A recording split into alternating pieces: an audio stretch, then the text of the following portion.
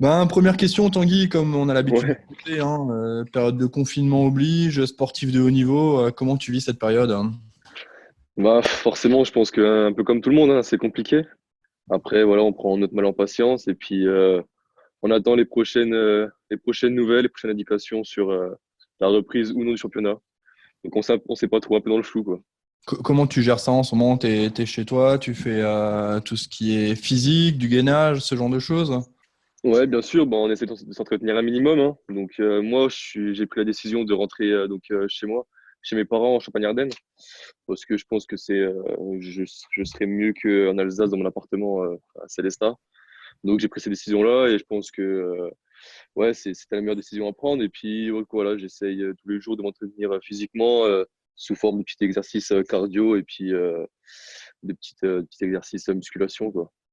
Aujourd'hui, tu as 20 ans, tu es un jeune joueur, tu joues à Célestin en deuxième division, mais parle-nous déjà un petit peu de ton évolution, depuis quel âge tu joues au handball, ton parcours.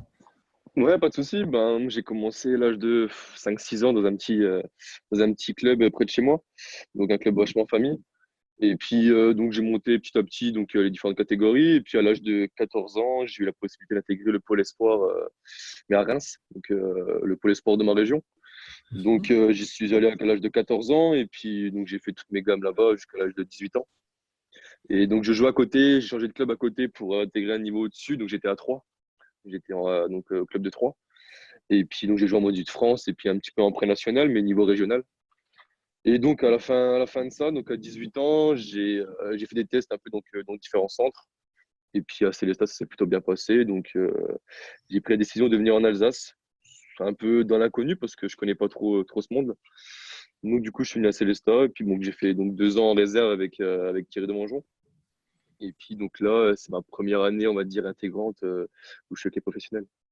20 ans, deuxième division, un temps de jeu qui a grandement évolué avant cet arrêt un peu difficile du championnat. C'est dans un plan de carrière, c'est quelque chose de bien, non déjà? Oui, oui, je m'attendais pas forcément. Après, je savais que cette année, j'allais être le petit jeune, voilà, qui essaie de gratter du temps de jeu, pardon, petit à petit. Après, voilà, je voulais m'enlever un peu cette étiquette-là petit à petit, quoi, du jeune qui rentre lorsque les matchs soit sont faits ou soit, voilà, il n'y a plus trop d'enjeux. Je voulais m'enlever l'étiquette-là et puis petit à petit, donc bon, c'est un peu déçu que là, ça s'arrête brutalement.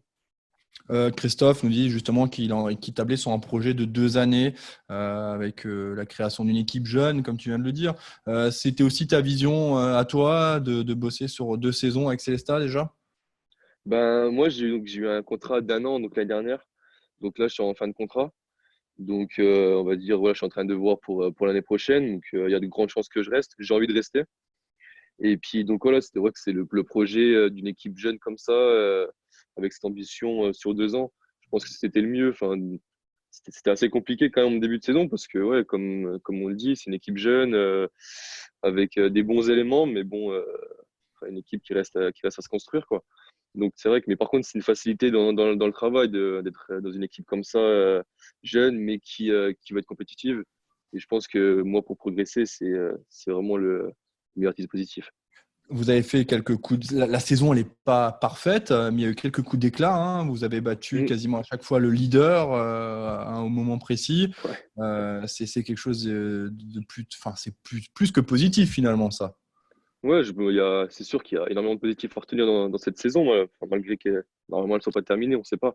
Mais il y a énormément de positifs parce qu'on est capable de battre tout le monde. On l'a bien montré en battant Limoges, à Limoges devant 4500 personnes, d'aller battre Massy alors qu'ils étaient premiers, qu'ils avaient tout gagné. Enfin, mais on est aussi capable de faire des prestations un peu moins remplies, donc contre des équipes qui sont normalement un peu comme la nôtre ou un petit peu inférieures, on ne sait pas.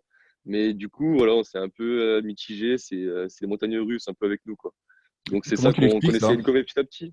Bah, comme je vais me répéter, hein, je pense, mais c'est une équipe jeune qui n'a pas forcément beaucoup d'expérience. Donc on essaye voilà, avec les anciens de se structurer. Mais c'est vrai qu'il y a quand même beaucoup de nouveaux cette année dans l'équipe qui n'ont pas forcément énormément joué encore en Pro League.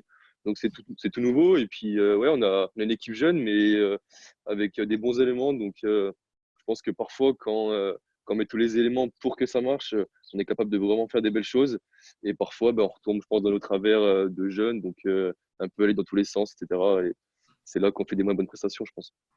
Confinement oblige, est-ce que vous avez des informations aujourd'hui sur ce qui pourrait se passer? On a vu que le championnat amateur s'arrête Mhm. dans le handball. Est-ce que vous avez cette crainte, vous aussi, en tant que joueur professionnel ou semi-pro? Ouais, bien sûr, on a forcément la crainte. Et puis, en fait, ce qui est un peu compliqué, c'est qu'on est dans le flou. Donc, en fait, on ne sait pas trop encore au niveau confinement. Donc, forcément, tant que le confinement n'est pas apté, c'est compliqué, je pense, pour les instances professionnelles de remettre une date pour la reprise du championnat. Donc, ouais, c'est assez compliqué. Puis, s'entretenir voilà, physiquement, c'est sympa. Voilà, mais bon, à un moment donné, ça, c'est compliqué, quoi. Puis, nous, notre métier, c'est le hand. Et puis, on a tous envie, c'est de se retrouver sur le terrain, quoi. Donc, ouais, un petit peu, on sait pas trop en fait. On reste vraiment dans le flou et on n'a qu'une envie, c'est qu'il y ait des décisions qui soient prises. Après, on sait tous que c'est compliqué de prendre les bonnes, de peser le pour et le contre, de savoir comment ça va se passer. Donc, on attend de voir quoi. Vous échangez entre vous, entre les joueurs au quotidien ou un petit peu moins là maintenant avec les jours qui passent, hein? Oui, oui, on a un groupe voilà, sur WhatsApp où on communique. Bon, c'est pas souvent pour du très sérieux, mais non, non, on essaie de garder un peu les liens entre nous. Et puis voilà, comme je vous dis, on est une équipe jeune, on est une équipe qui est vraiment soudée, on est une bonne équipe au niveau de l'entente, tout ça. Donc on est tous un peu en contact les uns avec les autres. Donc forcément, beaucoup moins vu qu'on se voit pas tous les jours, mais sur les réseaux, on reste quand même en contact. Ouais. Aujourd'hui, tes objectifs à toi, c'est quoi? Que ce soit à Célestat ou ailleurs, hein? Tu t'es fixé un Mhm. plan de carrière, hein?